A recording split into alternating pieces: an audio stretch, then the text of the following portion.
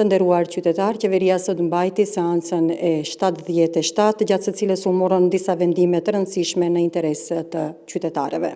Në këtë seancë u shqyrtua informacioni për miratimin e propozim programit për mbështetje financiare të projekteve nga fusha e rinisë dhe organizatave jo qeveritare për vitin 2025 përmes Ministrisë për Punë Sociale, Demografi dhe të rinj. Përmes Ministrisë do të jepen grante për projekte nga fusha e rinisë dhe organizata të rinore deri në shumën maksimale prej 300.000 denar.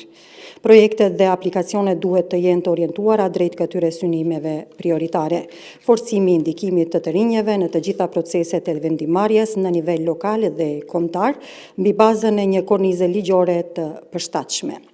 Njohja e punës rinore si një mjet kyç për ndihmë në zhvillimin pozitiv personal dhe social të rinjeve, ofrimi i njohurive dhe aftësive për shkrimin dhe leximin mediatik dhe digital që identifikojnë dezinformatat dhe artikulojnë interesat dhe qëndrimet e tyre si qytetar aktiv në shoqëri me një vetëdije kritike të zhvilluar.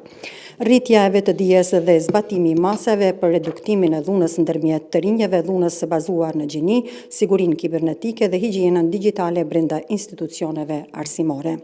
Krijimi i zgjidhjeve inovative për uljen e papunësisë të rinjeve dhe promovimin e masave për vetpunësim dhe sipërmarrësi.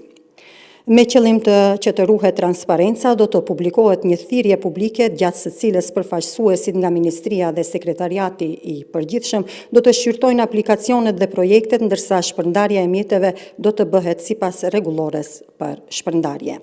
Po ashtu, qeveria sot miratoi propozim ligjin për ndryshimin dhe plotësimin e ligjit për vetëqeverisje lokale. Pas miratimit nga ana e Kuvendit, këto ndryshime do të sjellin përmirësime të rëndësishme në funksionimin e komunave, rritjen e transparencës, pjesëmarrjen e qytetare dhe efikasitetin administrativ. Të nderuar qytetar, qeveria vazhdon të punojë me përkushtim dhe përgjegjësi vetëm për ju. Ne jemi angazhuar për reforma, ndryshime dhe projekte dhe këtë po e realizojmë. Faleminderit.